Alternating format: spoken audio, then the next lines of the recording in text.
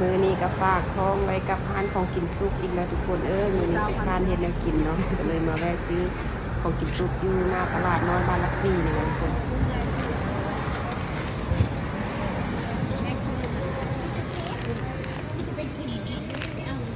อันนี้ไม่อย่างเพชรดูแต่อันนี้ไม่อย่าง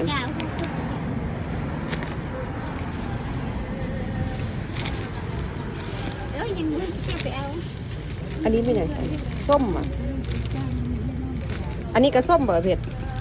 ว่าตัวนี้ผมเป็นส้มตัวปิดกอกตัวนี้จังแม่นอันเท่าไหร่อันนี้12,00035นี่ด้วยสิอันนั้นเอาใส่ตาเงินทองมันเหมือนคือโป้งมันนะเอาอย่างเดียวมั้ยพวกกระเจ้าส้มนี่